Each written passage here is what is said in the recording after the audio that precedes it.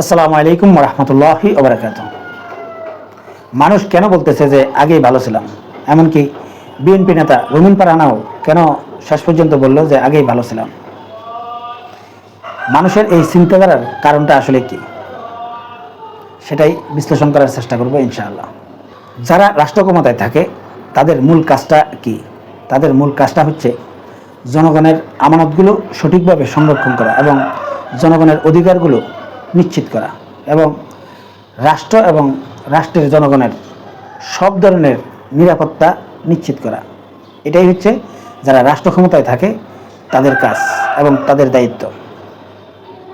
আর যারা বিরোধী দল থাকবে তাদের দায়িত্ব হচ্ছে সরকার জনগণের আমানতগুলো সঠিকভাবে সংরক্ষণ করে জনগণের অধিকারগুলো নিশ্চিত করছে কিনা সেটা খেয়াল রাখা এবং রাষ্ট্র এবং জনগণের নিরাপত্তা যাতে সঠিকভাবে সরকার দিতে পারে এই সরকারকে সেই বিষয়গুলো নিয়ে সহযোগিতা করা।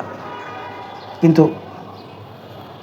বাংলাদেশের ইতিহাসে যেই দলগুলো আসলে ক্ষমতায় এসেছে প্রত্যেকটা দল জনগণের আমানতগুলো খেয়ানত করেছে এবং জনগণের অধিকারগুলো তারা সঠিকভাবে আসলে জনগণকে দিতে ব্যর্থ হয়েছে। আর এই কারণে বাংলাদেশে যেই সব দলগুলো আসলে ক্ষমতায় যায় তারা খুব অল্প দিনের মধ্যে আসলে মানুষের বিরক্তের কারণ হয়ে যায়। এবার আসি বাংলাদেশে যারা বিরোধী দল ছিল তাদের বৈশিষ্ট্যগুলো আমরা কি কি দেখে এসেছি। বিরোধী দলগুলোর বৈশিষ্ট্য আমরা এটাই দেখে এসেছি, যারা রাষ্ট্র ক্ষমতায় থাকে তারা যাতে সঠিকভাবে কাজ করতে না পারে তারা সেই আঞ্জামগুলো সবসময় দিয়ে এসেছে। যেখানে বিরোধী দলগুলোর উচিত ছিল যে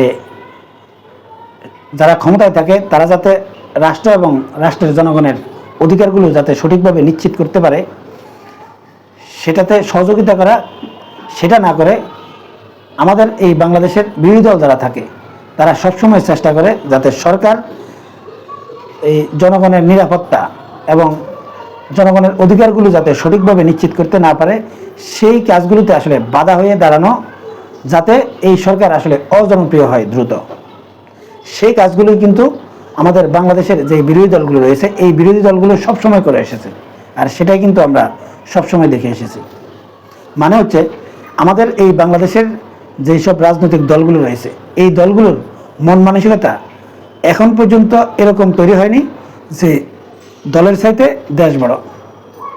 সেই মন মানসিকতা এখন পর্যন্ত বাংলাদেশের রাজনৈতিক দলগুলো কিন্তু দেখাতে ব্যর্থ হয়েছে। যেমন এই ডক্টর ইউনূস সরকার, এই ইউনূস সরকারের অভাবনীয় অনেকগুলো সফলতা রয়েছে। এই সফলতাগুলো অবশ্যই এই ইউনূস সরকারকে প্রশংসা করতে বাধ্য করবে এবং এই ইউনূস সরকার এই সফলতাগুলোর কারণে আসলে প্রশংসিত হতে বাধ্য এবং এবং ইউনূস সরকার এই সফলতাগুলো অর্জন করার কারণে আসলে তারা প্রশংসা পাওয়ার যোগ্য।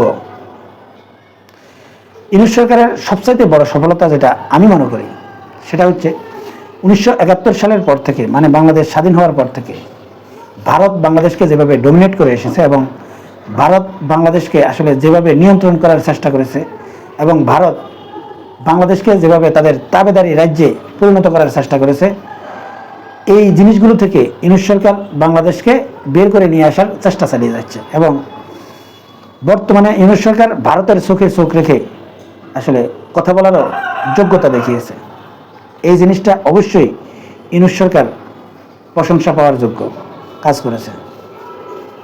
ইউনূস সরকারের আরেকটা সফলতা হচ্ছে বাংলাদেশের যে রাষ্ট্রীয় যেই মেকানিজমগুলো রয়েছে এবং রাষ্ট্রীয় যে প্রতিষ্ঠানগুলো রয়েছে এই প্রত্যেকটা প্রতিষ্ঠানে আসলে দুর্নীতি এমন পর্যায়ে পৌঁছেছে যে দুর্নীতিটা আসলে ওপেন সিক্রেট ছিল।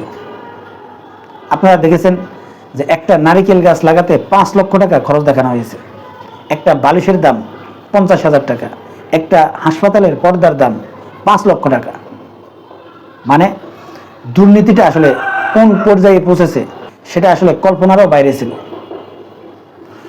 এমনকি বাংলাদেশের যে রাষ্ট্রীয় প্রতিষ্ঠানগুলো ছিল এই প্রত্যেকটা প্রতিষ্ঠান এমনভাবে দুর্নীতি করত যে ওপেনলি ডিক্লেয়ার দিয়ে তারা দুর্নীতি করত। বাংলাদেশে যে উন্নয়নমূলক যে কাজগুলো হতো এই কাজগুলো যেই পরিমাণ টাকা খরচ হতো তার 10 থেকে 15 গুণ বেশি খরচ দেখানো হতো।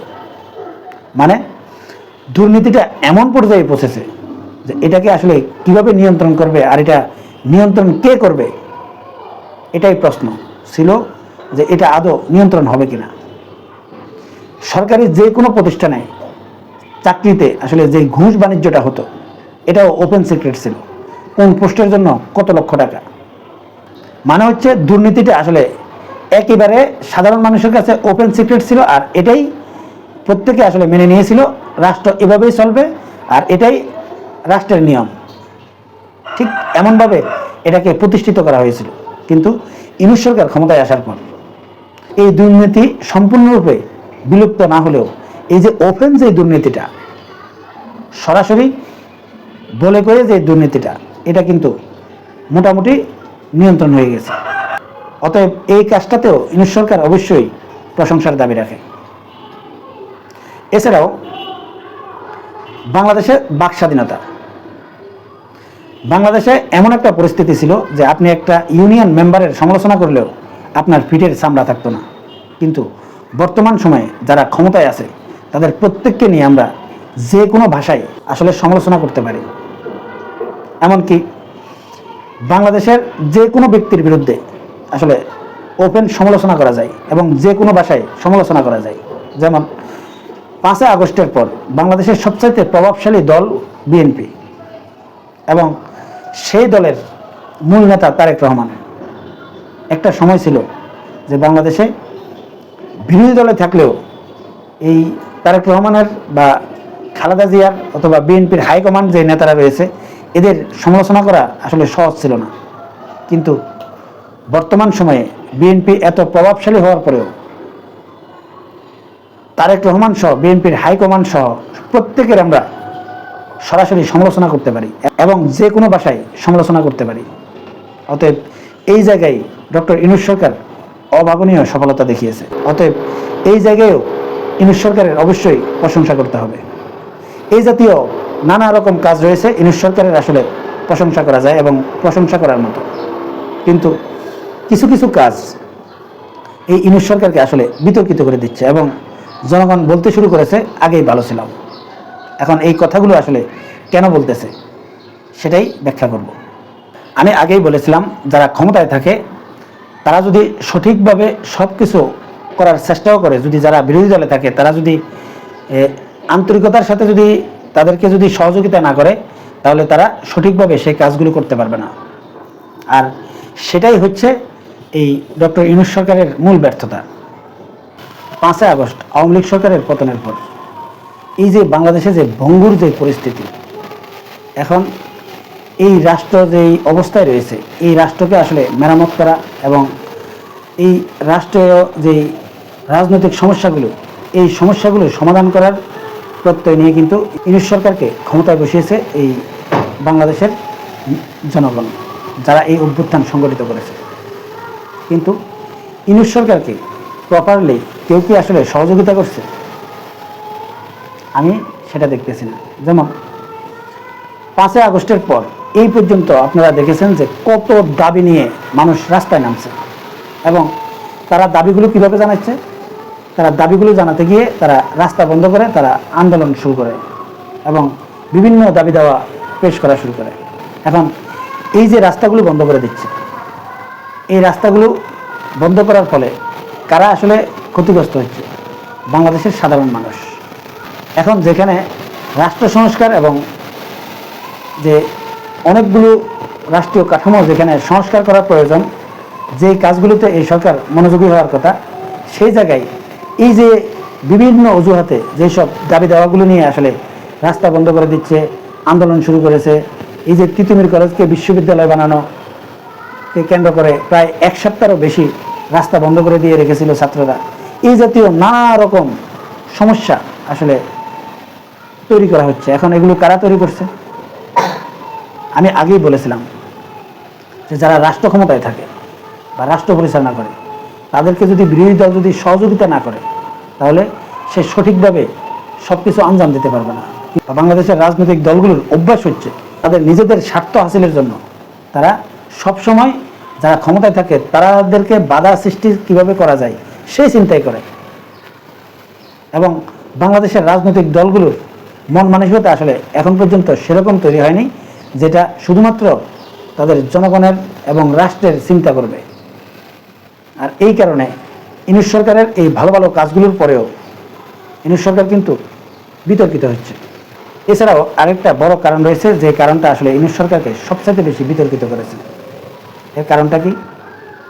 এর কারণটা হচ্ছে বিগত আওয়ামী লীগ সরকার যেভাবে তাদের ক্ষমতাকে দীর্ঘায়িত করার জন্য যে কর্মকাণ্ডগুলো করেছে, এই কর্মকাণ্ডগুলো করার কারণে তারা মারাত্মক কিছু অপরাধ করেছে এবং সেই অপরাধগুলোর আসলে সঠিক বিচার করা অবশ্যই প্রয়োজন এবং সেই বিচারগুলো অবশ্যই হওয়া উচিত ন্যায় বিচারের মাধ্যমে। কিন্তু ভুল পলিসি অবলম্বন করলে এবং যারা আসলে এই গণ-অভ্যুত্থান সংগঠিত করেছে তারা যদি ভুলভাবে আসলে এগুলোর বিচার করতে যায় এবং ভুল পদক্ষেপ নেয়, সেই পদক্ষেপগুলোর দায়টাও কিন্তু ইউনূস সরকারের উপরে বর্তায়। অনেকের চাপের কারণে আসলে এই অপরাধগুলোর বিচার করতে গিয়ে আসলে অনেকগুলো ভুল পদক্ষেপ নিচ্ছে, যে ভুল পদক্ষেপগুলো আসলে ইউনূস সরকারকে আসলে বিতর্কিত করছে। সেই ঘটনাগুলো আসলে বিস্তারিত বলতে গেলে অনেকেই আসলে এখন বুঝতে চান না বা বুঝতে চাইবেনও না, কারণ আমাদের অভ্যাসটা হচ্ছে আমরা যখন ক্ষমতায় থাকি, এখন পাওয়ারে থাকি, তখন আমাদের ভুলগুলো আমাদের চোখে পড়ে না এবং সেই ভুলগুলো কি সেটাও আমরা দেখতে পাই না। এখন আওয়ামী লীগ যে কাজগুলো করেছে, এই কাজগুলোর বিচার যে প্রক্রিয়ায় করলে আসলে এই ইউনূস সরকার বিতর্কিত হবে না, সেই প্রক্রিয়ায় আগানো উচিত ছিল। কিন্তু কিছু কিছু গোষ্ঠীর চাপে পড়ে ভুল পলিসি অবলম্বন করতে গিয়েও ডক্টর ইউনূস সরকার কিন্তু মারাত্মক সমালোচনার মুখে পড়তেছে এবং ইউনূস সরকার এখন তার মতো করে সঠিকভাবে চিন্তা ভাবনা করে সব কিছু করাও সম্ভব হচ্ছে না। এই জাতীয় বিভিন্ন রকম সমস্যার কারণে আসলে ইউনূস সরকার এখন মারাত্মকভাবে বিতর্কিত হচ্ছে।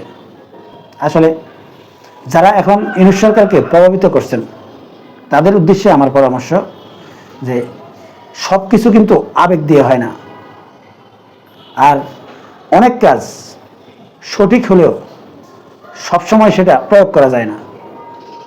অবশ্যই এই বিগত 50 বছরের যে জঞ্জাল, এই জঞ্জালটা আসলে এক নিমেষে সমাধান করাও সম্ভব না। অতএব সব কিছু আসলে বিচার বিশ্লেষণ করে এবং তার নেগেটিভ পজিটিভ দুইটা দিক আসলে বিচার বিশ্লেষণ করে তারপর আস্তে আস্তে সমাধানের দিকে এগিয়ে যেতে হবে। আপনি যদি একসাথে সব কিছু গরম গরম করতে চান তাহলে আসলে সব কিছু বেঁচতে যাওয়ারও সম্ভাবনা রয়েছে। অতএব আমি আসলে ব্যক্তিগতভাবে যেটা বোঝাতে চাই, যারা ইউনূস সরকারকে আসলে প্রভাবিত করছেন তারা অবশ্যই সতর্ক হতে হবে, কারণ সব কিছু কিন্তু আবেগ দিয়ে হয় না, আর সব সঠিক কাজ সব সময় করাও যায় না। যেমন উদাহরণ হিসেবে দিচ্ছি যে এমন অনেকগুলো রোগ রয়েছে যে রোগগুলো আসলে সমাধান করতে গেলে অপারেশন করতে হয় এবং অপারেশন করে রোগের যে উৎপত্তি যেখান থেকে হয় সেটাকে আসলে সম্পূর্ণরূপে কেটে ফেলে দিতে হয়, আর সেটাকে আমরা অপারেশন বলি। এখন এরকম অপারেশন করতে গেলেই কিন্তু সব ডাক্তাররা কিন্তু সবসময় অপারেশন করে না। এই অপারেশন করতে গিয়ে বিভিন্ন রকমের পরীক্ষা নিরীক্ষা করে যে এই অপারেশনটা করতে গেলে অন্যান্য কোনো সাইড এফেক্ট থাকবে কিনা, সেটা কিন্তু বিবেচনা করতে হয় এবং তার এই অপারেশন করতে গেলে অন্যান্য যে সমস্যাগুলো এগুলো আবার বেড়ে যায় কিনা, আগে সেই সমস্যাগুলোর সমাধান করে তারপর কিন্তু ডাক্তাররা মূল অপারেশনটা করে। অতএব সব কিছুর একটা সঠিক সময় থাকে এবং সঠিক সময়ে সঠিক কাজটা করতে হয়। তাই যারা এই ইউনূস সরকারকে প্রভাবিত করেন বা প্রভাবিত করে বিভিন্ন চাপ প্রয়োগ করে তাকে বিতর্কিত করছেন, তারা অবশ্যই এই জিনিসটা ভেবে দেখবেন। এখনকার মতো এই পর্যন্তই। আল্লাহ হাফেজ।